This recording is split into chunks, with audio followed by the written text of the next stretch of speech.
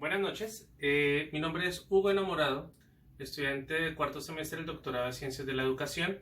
y hoy vamos a hablar sobre los programas de cooperación internacional que apoyan el sector educativo en Colombia, parte del trabajo final de la materia de legislación en educación. Primero vamos a analizar los diferentes convenios multilaterales que tiene Colombia con diferentes instituciones de orden internacional, como por ejemplo la UNICEF, la UNFPA, el Banco Mundial, la OEA, la UNESCO y la ACNUR. Todos estos convenios están enfocados específicamente en cooperar de manera económica para la preservación de la educación y el fomento de la cultura y los valores inmateriales de la humanidad. En estos no solamente se brinda un apoyo en función de la reglamentación de la educación, sino que también se hacen los procesos de asesorías pertinentes para que las diferentes instituciones gubernamentales y no gubernamentales del país sepan cómo implementar las políticas públicas de educación desde un orden internacional hasta los elementos regionales. Adicional a eso, esas instituciones también buscan que se pueda fortalecer todo el componente financiero para el acceso a la educación,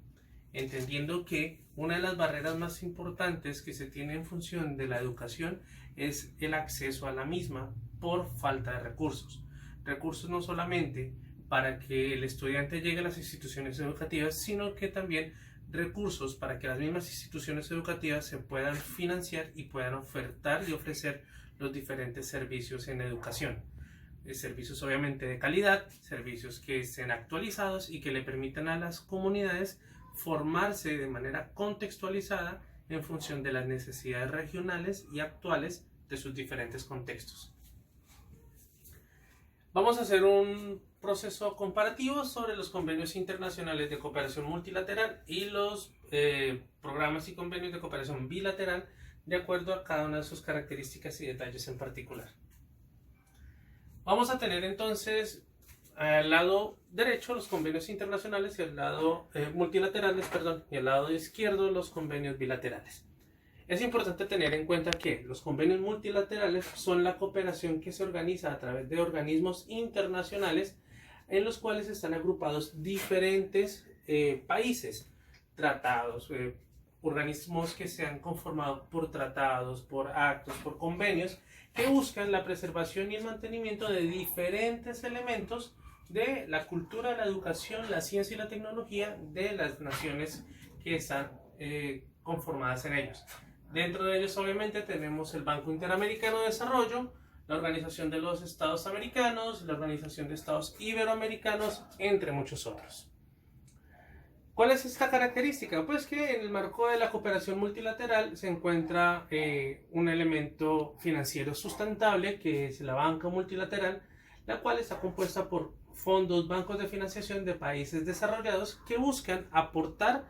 a que los países que están en vía de desarrollo logren un incremento en sus tasas de desarrollo integral, favoreciendo así la educación, la ciencia y la tecnología, que va a aportar obviamente a los diferentes componentes fundamentales del desarrollo integral de las sociedades.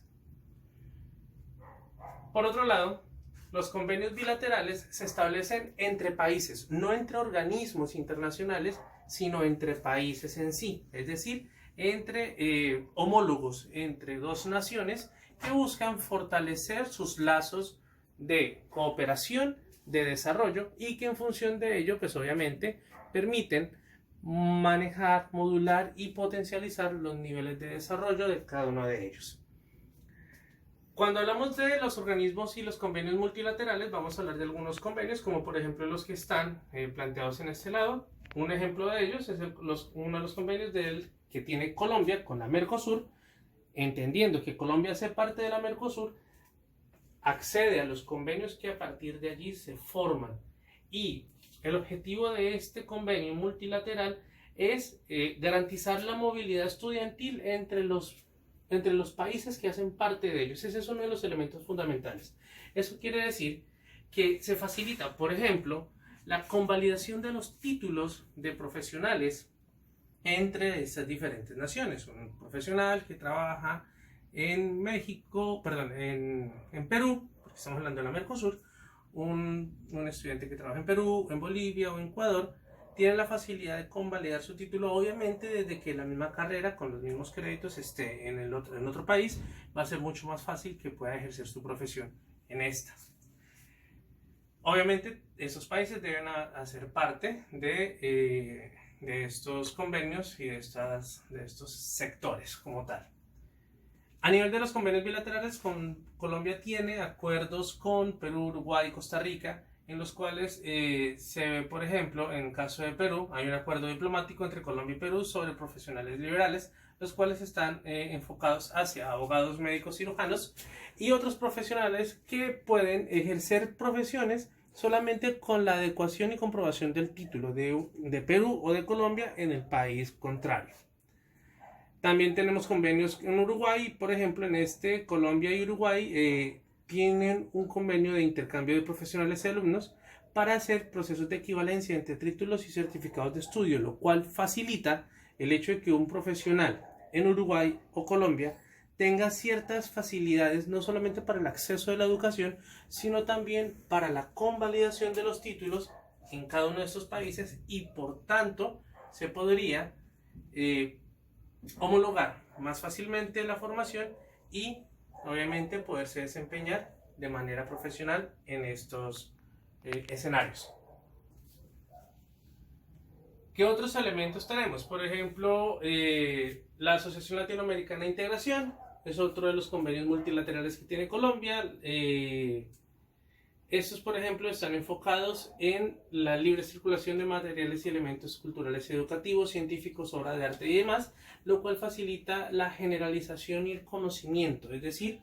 la posibilidad de que lo que se investiga en estos países tenga un libre acceso y una libre comunicación con Colombia y pues obviamente con las demás naciones. Pues obviamente si entendemos que una de las finalidades de la investigación y del conocimiento es que sea de acceso libre, este tipo de convenios nos permite entonces fortalecer esos lazos de comunicación y de ciencia. A nivel de convenios bilaterales podemos tener otros ejemplos como España, Chile y Panamá, donde en función o en términos generales vamos a encontrar que existen acuerdos que permiten la libre circulación de estudiantes y profesionales de unas naciones con otras, favoreciendo la convalidación de sus títulos, favoreciendo la aceptación en esos entornos y que obviamente los estudiantes tanto de niveles de formación media como el bachiller, como de niveles de formación superior como los universitarios, puedan convalidar sus títulos y puedan hacer ejercicios de internacionalización en los cuales, por ejemplo, los estudiantes puedan estudiar fuera de su país y regresar, obviamente manteniendo el mismo estándar de formación y desarrollo escolar. Ahora, surgen los siguientes cuestionamientos. ¿Se aprovechan en el sector educativo estas oportunidades o estos convenios? Esa es una pregunta bastante compleja porque desafortunadamente aun cuando se tienen los convenios de cooperación multilateral o bilateral, no se aprovechan al máximo. Anualmente se pierden muchas becas, se pierden muchos espacios de formación porque las personas no acceden a los mismos. ¿Y por qué no acceden? No acceden en función de el desconocimiento y no acceden también en función de la poca publicidad que se realiza de estos convenios. Y otro elemento fundamental allí es el no creerse capaz y el no creerse apto para poder llegar a estos convenios. Se tiene la idea, digamos que ya hablándolo desde el ejercicio profesional, en mi calidad y en mi rol como docente universitario, hemos encontrado que muchos estudiantes creen que no son lo suficientemente aptos para aplicar a estos programas. Piensan que estos programas están enfocados para personas con un nivel académico bastante alto y no es necesariamente de esta manera. Estos programas están enfocados al público en general y si entendemos que están amparados bajo la reglamentación de la educación y entendiendo la educación como un derecho universal, todas las personas en condición de estudiantes pueden acceder a estos programas. Otro cuestionamiento que nos hacemos cuando hablamos de los organismos de cooperación multilateral y bilateral con Colombia es si los convenios que se estructuran y se establecen entre ellos logran cubrir las necesidades económicas y sociales del país.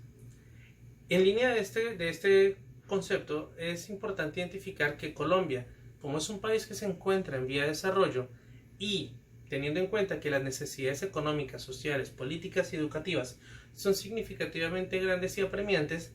los esfuerzos de los organismos multilaterales y de los demás países con los cuales Colombia tiene convenios no logran cubrir el total de las necesidades que se requieren. Sin embargo, el esfuerzo es significativo y logra aportarle significativamente a las necesidades que en Colombia se tienen. Sin embargo, una de las principales dificultades surge por las barreras de acceso que tienen los países, como en este caso Colombia, para acceder a los convenios de cooperación multilateral. En este caso, surge la siguiente pregunta o el siguiente cuestionamiento, y es ¿cuáles son las barreras que se tienen en función de los diferentes convenios de cooperación que tiene Colombia con estos organismos? Y cuando hablamos de las barreras para acceder a estos convenios y estos pactos y tratados, tenemos que entender que muchas personas, sobre todo como lo mencionaba antes en el video, estudiantes universitarios, no tienen la suficiente confianza en sus habilidades y en sus conocimientos como para creerse aptos para acceder a una beca para irse a estudiar a Europa o a Estados Unidos.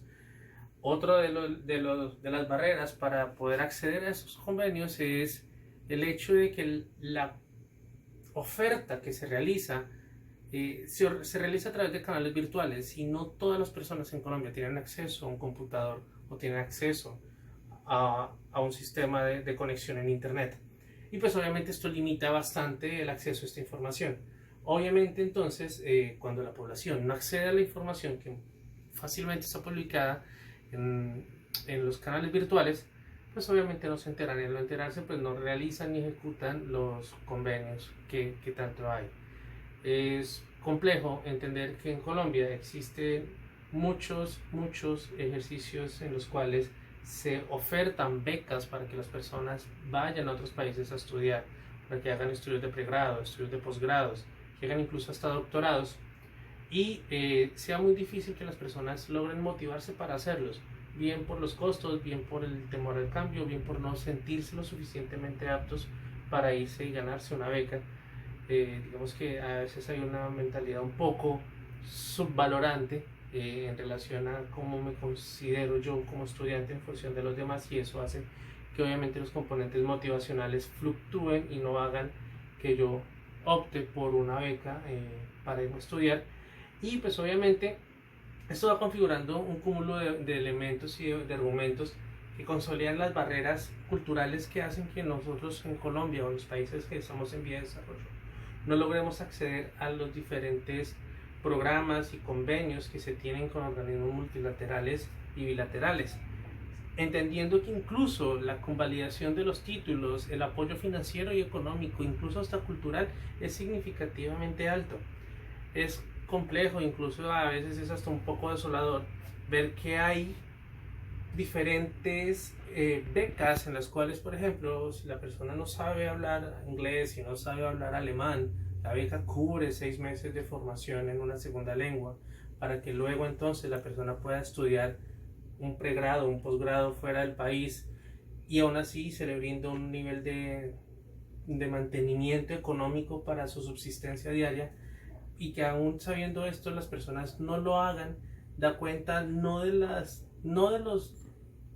los pocos o de las pocas herramientas, sino de la característica más a nivel actitudinal para acceder a la educación y a una educación de calidad. Finalmente, es entendible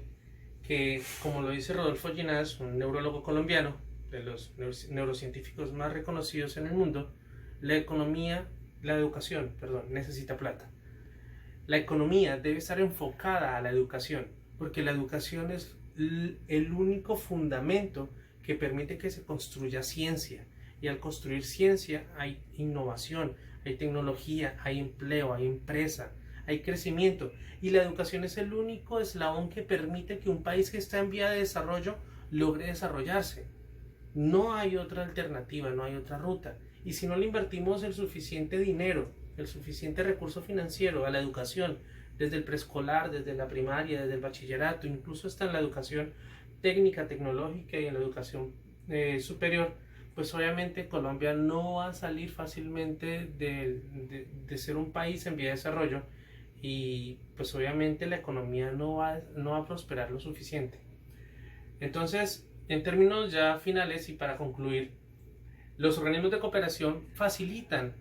y promueven la educación, la cultura y la internacionalización de las prácticas educativas en los países como por ejemplo Colombia. Está de parte de nosotros, tanto los docentes como los estudiantes, motivarnos y llenarnos de la actitud necesaria para acceder a ellos y aportarle a nuestros países que están en vía de desarrollo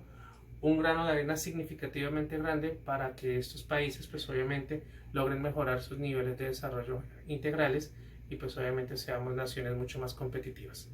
Muchísimas gracias.